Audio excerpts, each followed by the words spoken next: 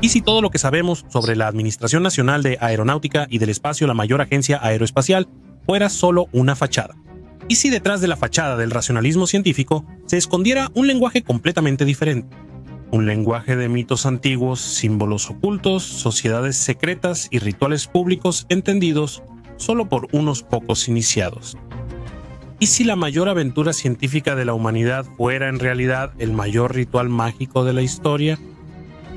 Si están aquí es porque su mente no acepta límites y las respuestas oficiales no les bastan. Nuestro trabajo es precisamente eso, mirar más allá del velo, analizar los hechos y hacer preguntas, incluso las más incómodas y heréticas. Si comparten este enfoque y quieren apoyar nuestro trabajo, no olviden suscribirse al canal. Para ustedes es un gesto simple, para nosotros un gran apoyo.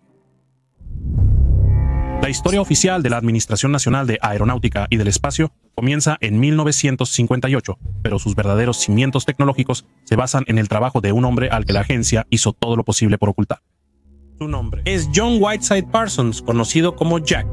Sin sus descubrimientos sobre propulsores sólidos como el Jet Assisted Takeoff, la carrera espacial estadounidense no habría existido. Fue el cofundador del Laboratorio de Propulsión a Chorro, que hoy es el corazón de la exploración robótica de la Administración Nacional de Aeronáutica y del Espacio. Un cráter en el lado oscuro de la Luna lleva su nombre, pero su figura apenas es una nota al pie en la historia. ¿Por qué? Porque Jack Parsons llevaba una doble vida. De día era un genio de la química, de noche era un mago practicante, un discípulo devoto de Aleister Crowley, el ocultista más célebre y controvertido del siglo XX. Parsons no era solo un admirador, era el jefe de la logia Agape y de la Ordo Templi Orientis en Pasadena. Y su vida era una mezcla de rituales de magia sexual, invocaciones a deidades paganas como Pan y poemas dedicados a Lucifer, entendido como portador de luz.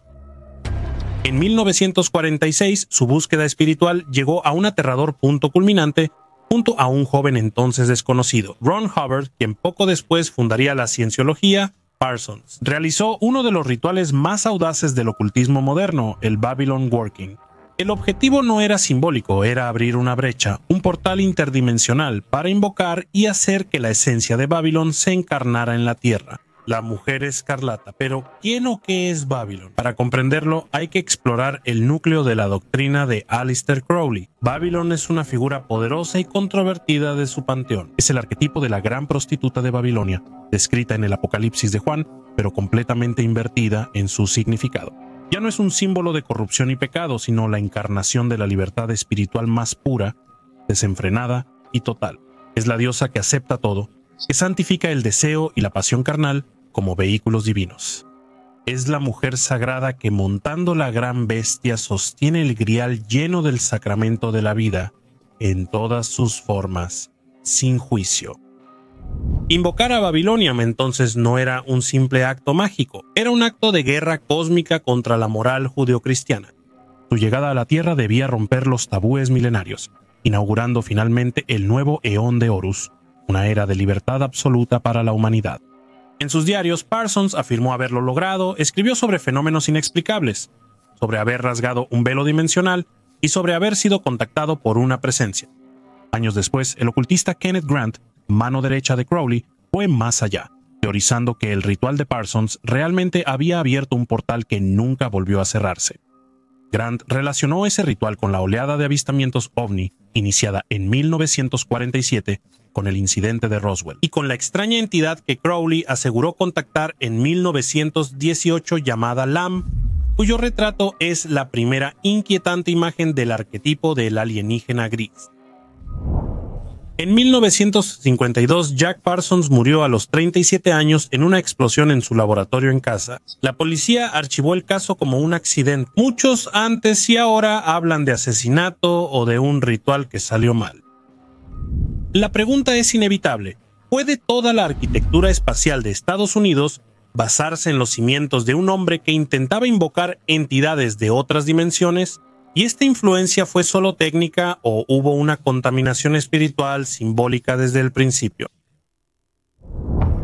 Si Parsons representa el alma esotérica y caótica de la Administración Nacional de Aeronáutica y del Espacio, su contraparte es Wernher von Braun, el ingeniero perfecto, el genio de la balística. O al menos esa es la imagen que nos fue entregada gracias a la operación Paperclip, un plan secreto que llevó a más de 1.600 científicos alemanes a Estados Unidos. Después de la caída del Tercer Reich, von Braun, ex oficial de las SS e inventor de los misiles Umbre II, fue limpiado y puesto a cargo del Centro de Vuelo Espacial Marshall de la Administración Nacional de Aeronáutica y del Espacio. Él fue el padre del Saturn V, el cohete que nos llevó a la Luna. Von Braun no solo era un hombre de números, también le interesaba profundamente la teología y la trascendencia. En su lápida, en el cementerio de Alexandria, hizo grabar una sola frase tomada del Salmo 19, primer versículo: los cielos cuentan la gloria de Dios y el firmamento anuncia la obra de sus manos. Aparentemente una elección devota, pero el Salmo 19 es un texto clave en el esoterismo bíblico, usado en rituales de iniciación masónicos y rosacruces. Esto implica que el cosmos no es solo materia, sino un texto sagrado, una escritura divina codificada, accesible solo para quien posee la clave de lectura. Sin embargo, sus creencias privadas emergen de manera aún más impactante a través de los testimonios de quienes estuvieron cerca de él. La doctora Carol Rosen, su colaboradora en los últimos años de su vida, reveló una conversación que tuvo con él poco antes de su muerte. Von Braun le habría confiado que la estrategia del poder global para mantener el control usaría una secuencia de amenazas programadas. Primero los rusos, luego los terroristas, después los asteroides. Y la última carta, le dijo, sería una amenaza alienígena, una amenaza que especificó estaría basada en una mentira. Otro pionero alemán de la cohetería, Hermann Oberth, mentor de von Braun, declaró públicamente y sin dudar: no podemos atribuirnos todo el mérito de nuestros avances. Hemos sido ayudados. Cuando le preguntaron por quién, respondió: por personas de otros mundos. Leer esto hoy resulta inquietante, especialmente porque no son teorías de un loco, sino declaraciones lúcidas de los padres fundadores de la Administración Nacional de Aeronáutica y del Espacio, y la confirmación de que la misma agencia se cuestionaba sobre estos temas llega directamente de sus documentos oficiales. En 1959, la Administración Nacional de Aeronáutica y del Espacio encargó el famoso Informe Brookings, titulado Propuestas de Estudios sobre las implicaciones de un espacio pacífico. En este documento se analizaba abiertamente cómo gestionar el posible colapso social, cultural y religioso que resultaría del descubrimiento de inteligencias no humanas. Conociendo el pensamiento de algunos de los fundadores de la agencia, es inevitable preguntarse si estaban haciendo simples previsiones o si estaban preparando el terreno para un plan ya escrito. Ahora, enfoquémonos en el proyecto más famoso y polémico de la Administración Nacional de Aeronáutica y del Espacio, las misiones Apolo. Comencemos con la pregunta más simple: ¿por qué se llamó Apolo al proyecto? La respuesta oficial dice que este nombre evocaba grandeza. Pero como sabemos, en el lenguaje de los símbolos, los nombres no son simples nombres, sino que llevan consigo muchísimas implicaciones. Apolo no solo es el dios griego del sol, también lo es de la luz, la razón, la profecía, la armonía y el conocimiento. Al elegir a Apolo, la humanidad no solo imita a Dios, sino que encarna el arquetipo y asciende hacia la iluminación. Es un concepto clave en el pensamiento masónico y Rosacruz. ¿Cómo logra Apolo su objetivo? Usa el cohete Saturno V. En la mitología, Saturno o Cronos es el titán del tiempo que devora a sus hijos. En la alquimia, Saturno simboliza la materia prima, el plomo en bruto, la fase nigredo o ennegrecimiento, es la muerte simbólica. La putrefacción del ego, el paso necesario y doloroso a través de la oscuridad antes de poder transmutar la materia en oro, es decir, alcanzar la iluminación. La fórmula alquímica presentada al mundo es perfecta. El hombre dios solar Apolo debe cabalgar y superar la muerte iniciática Saturno para alcanzar su meta divina y luminosa, la Luna. ¿Quién es la principal divinidad lunar? Es la hermana gemela de Apolo, Artemisa, cazadora silenciosa, diosa de los umbrales y de la sombra. ¿Cómo se llama el nuevo programa con el que la Administración Nacional de Aeronáutica y del Espacio regresa a la Luna? Artemisa. El círculo mitológico está completo. En 60 años, la Administración Nacional de Aeronáutica y del Espacio ha puesto en escena todo un drama cósmico, reproduciendo la sagrada familia divina del panteón griego. Claramente, alguien puede decir que todo esto es solo una coincidencia o que es solo el resultado de una línea editorial que tomó como referencia la mitología griega, pero estamos seguros de que las cosas son así. O como escribió el gran iniciado Manly Hall: nombres, órbitas, distancias, todo puede ser una fórmula alquímica disfrazada de matemáticas. Ahora vamos al 20 de julio de 1969, fecha histórica en que el mundo observa en vivo el alunizaje del módulo lunar. Pero mientras el astronauta Neil Armstrong se prepara para descender a bordo del módulo lunar, hay un hombre que tiene otra misión. Su nombre es Buzz Aldrin, pronto descrito como el segundo humano en pisar la luna. Pero Aldrin no es solo un astronauta, como está ampliamente documentado. Aldrin era un masón de 32 grado del rito escocés, pero su vínculo no fue solo personal. La Gran Logia de Texas le otorgó una deputación especial, un cargo oficial para actuar en su nombre. La revista The Texas Freemason Magazine, en su edición de octubre de 1969, informó con orgullo que el hermano Aldrin había llevado consigo a la luna una bandera del Supremo Consejo del 33 grado con el fin de reclamar la jurisdicción masónica lunar para la Gran Logia de Texas. Pero las rarezas no terminan aquí. Antes del histórico paseo lunar, Aldrin solicitó y obtuvo unos minutos de silencio en la radio. En ese momento, según relató, celebró una comunión privada. Según fuentes internas de la masonería y por su cargo oficial, también realizó un rito, una ceremonia simple pero muy poderosa de consagración. Esto no es un acto simbólico inofensivo en el pensamiento esotérico y ritual. La consagración de un nuevo territorio es una forma de investidura espiritual, una toma de posesión. Es el mismo gesto de los antiguos sacerdotes al bendecir un templo o de los conquistadores al plantar la cruz en nuevas tierras. Un masón de altísimo grado, actuando en nombre de una de las fraternidades iniciáticas más poderosas del planeta, realizó un rito de dominio sobre la luna, usando la misión científica más famosa de la historia como vehículo. Y todo esto a plena vista, pero oculto tras el velo del silencio. Pero el vínculo de Aldrin con el misterio del espacio no termina aquí. Años después, él mismo alimentó las leyendas. En varias entrevistas contó que durante el viaje del Apolo concebió un objeto luminoso no identificado que los seguía. Pero no se detuvo ahí. En una entrevista televisiva en C-SPAN, hablando sobre la exploración de Marte, Aldrin soltó una bomba declarando con absoluta seriedad: hay un monolito ahí, una estructura muy inusual en este pequeño objeto con forma de papa que gira alrededor de Marte una vez cada 7 horas. Cuando la gente se entere de eso, van a decir: ¿quién puso eso ahí? ¿Quién puso eso ahí? Escuchar estas palabras de la boca del segundo hombre que caminó en la Luna es cuanto menos desconcertante. En este punto solo hay dos interpretaciones. O el héroe del espacio con los años ha perdido lucidez o alude a algo grande que sabe pero no puede revelar del todo. Ahora demos un paso atrás y analicemos el logo oficial de la Administración Nacional de Aeronáutica y del Espacio, el MITBOL. Lo que aparece ante nuestros ojos es una 5 roja, oficialmente un vector aeronáutico alado. Algunos investigadores consideran esto una estilización del ala del caduceo de Hermes, el mensajero de los dioses, guía de almas entre vivos y muertos, y dios del conocimiento, comunicación y engaño. La historia de este logo es clave para interpretarlo. Este sello lleno de simbolismo representó a la Administración Nacional de Aeronáutica y del Espacio durante la era dorada de las misiones Apolo. Luego, en 1975, sucedió algo extraño.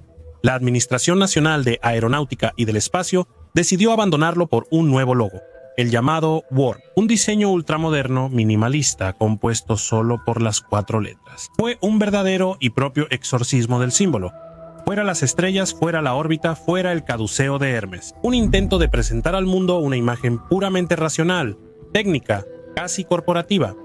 Pero la magia, al parecer, no puede ser suprimida. En 1992, el MITBOL fue reintroducido y su consagración ocurrió en esos años. No es casualidad que el regreso triunfal del MITBOL en cohetes y trajes de astronautas coincida con el inicio del programa Artemis. Es como si la narrativa fuera clara. Para volver a la diosa Luna y hacer el nuevo gran rito cósmico, la Administración Nacional de Aeronáutica y del Espacio tuvo que recuperar y reactivar su sello de poder original. En este caso, algunos podrían hablar de una coincidencia o interpretación fantasiosa. Esto no solo involucra el logo de la agencia, sino también los emblemas que representan cada misión de la Administración Nacional de Aeronáutica y del Espacio. Por ejemplo, el proyecto Géminis, anterior a Apolo, toma su nombre de los gemelos Castor y Pollux, símbolo de dualidad, concepto esencial en la doctrina esotérica. Analicemos la controvertida misión Apolo 11. La numerología aquí nos da una clave de interpretación inquietante. En la tradición pitagórica y esotérica, el 11 es un número maestro diferente a los demás, el símbolo de un portal, de un umbral entre dos mundos, de una revelación o de un poder que excede la comprensión humana. Como la historia nos ha mostrado trágicamente, el 11 es un número que regresa con desconcertante puntualidad en sucesos trascendentales capaces de cambiar nuestra era y unir al mundo, frente a una pantalla entre shock y asombro. Que justamente la misión que marcó el paso simbólico más grande de la humanidad llevara este número es una coincidencia que da mucho en qué pensar. La numerología aparece inquietantemente en Apolo 13, la misión del heroico fracaso, que partió a las 13:13 desde el complejo de lanzamiento 39. La emergencia fue declarada el 13 de abril 3 veces. El número 13 en el tarot, la carta 13, es la muerte, entendida como una transformación radical a través de la crisis, un descenso iniciático perfecto a los infiernos y un regreso a la luz. Increíble lo que pasó en esa misión. Como sabemos, la fecha de un lanzamiento debe cumplir con muchísimas variables, desde las técnicas hasta las meteorológicas, pero también aquí encontramos similitudes que nos dejan perplejos. La misión Apolo 11, el 16 de julio de 1969, coincidió con el aniversario de la prueba Trinity, la primera explosión atómica, el 16 de julio de 1945. Para muchos, esto parece un claro paso de testigo del poder atómico, el sol creado por el hombre al poder cósmico. El primer vuelo del transbordador espacial fue el 12 de abril de 1981, misma fecha que el vuelo de Yuri Gagarin. También, según la tradición esotérica, con el aniversario de la publicación de los manifiestos Rosacruces. Después está el desastre del Columbia, ocurrido el 1 de febrero de 2003. El 1 de febrero es el día de Imbolc, una antigua fiesta pagana celta dedicada a la diosa Brigitte, relacionada con la purificación, el fuego y el sacrificio. También en este caso encontramos una sincronía muy sugestiva con la tragedia del Columbia, que causó la muerte de 7 astronautas. En este punto, uno se pregunta si todos son coincidencias o si la Administración Nacional de Aeronáutica y del Espacio siempre ha sido manejada por dos grupos paralelos, uno de ingenieros y científicos visible para todos, y otro de iniciados que actúa en la sombra escribiendo el guión de un gran ritual planetario. Todo se vuelve aún más increíble si miramos al otro lado del océano, es decir, a Roscosmos, la agencia espacial soviética, principal rival de la Administración Nacional de Aeronáutica y del Espacio. Si investigamos a los fundadores del proyecto espacial, lo que hallamos nos deja sin palabras. Nos encontramos ante una historia silenciada que muestra, también en este caso, algo que va más allá de la ciencia tal como la entendemos hoy y de la simple conquista espacial. Pero esa es otra historia poco conocida que, si quieren, contaremos en otro video. Pero volviendo al tema de nuestro video, vimos que partimos de las evocaciones de Jack Parsons y llegamos al ritual masónico de Buzz Aldrin, juntando todas las piezas. El panorama que surge es muy sugestivo y nos surge la duda de que quizá la Administración Nacional de Aeronáutica y del Espacio nunca fue solo una agencia espacial, sino que tal vez su función más profunda es la de ser la iglesia de la modernidad. A muchos esto puede parecerles una provocación, pero piénsenlo, toda gran religión se basa en un dogma, una verdad revelada pero incognoscible. ¿Y cuál es el dogma de la Administración Nacional de Aeronáutica y del Espacio si no es: la ciencia es el único camino para salvar a la humanidad? Todo esto está respaldado por lo que podemos definir como sus escrituras sagradas, las imágenes y los datos que ninguno de nosotros puede verificar personalmente, pero en los que depositamos nuestra fe. La Administración Nacional de Aeronáutica y del Espacio cuenta con sus sacerdotes, los astronautas, héroes modernos que enfrentan el vacío y la oscuridad para volver a la Tierra. Iluminado tiene sus liturgias planetarias, las cuentas regresivas y los lanzamientos, misas laicas presenciadas en silencio por millones de fieles inconscientes.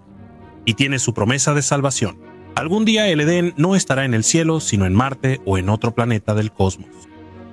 promesa de sobrevivir ante el final inevitable que aguarda a cada especie y mundo.